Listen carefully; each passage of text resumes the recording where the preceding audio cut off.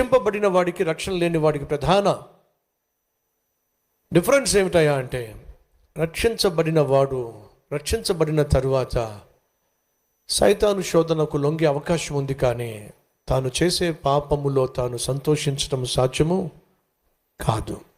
రక్షణ లేనివాడు పాపంలో పడినట్లయితే ఆ పాపాన్ని జుర్రుకునే ప్రయత్నం చేస్తాడు, ఎంజాయ్ చేస్తాడు. ఒకవేళ మనలో ఎవరైనా సరే పాపంలో పడి ఆ పాపాన్ని ఎంజాయ్ చేస్తున్నట్లయితే వినో, నువ్వు రక్షించబడలా. ఎందుకని?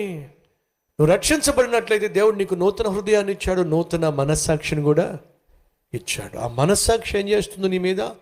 నువ్వు తప్పు చేసిన ప్రతిసారి దోషారోపణ చేస్తున్నావు. తప్పు తప్పు తప్పు తప్పు దోషారోపణ చేస్తుంది.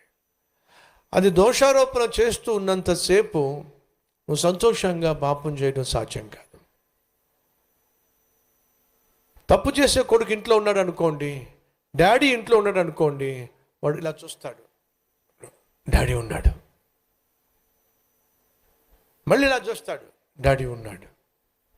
వాడు ప్రశాంతంగా తప్పు చేయగలడా? చెప్పండి.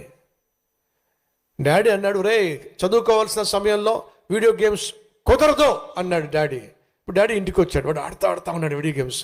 డాడీ ఇంటికి వచ్చాడు, గప్ప పక్కన పెట్టేశాడు.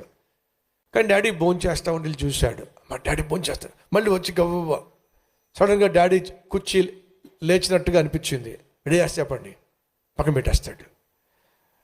డాడీ ఉన్నంతసేపు వీడు ప్రశాంతంగా గేమ్ ఆడగలడంటారా? మీకేమైంది చెప్పండి? ఎంజాయ్ చేయగలడంటారా? అది చెప్తున్నా, మన డాడీ మనతో ఉన్నంత కాలము మనం తప్పు హ్యాపీగా చేయడం సాధ్యము కానే కాదు. ఆ డాడీ లేడనుకోండి, ఇంకా వాడి ఇష్టం అండి.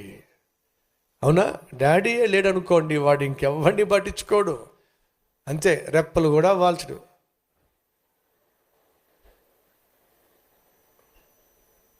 Enjoy enjoy. సహోదరి సహోదరులు, ఈరోజు మన మధ్య ఎవరైనా ఉన్నారా ఎంజాయ్ చేసేవాళ్ళు?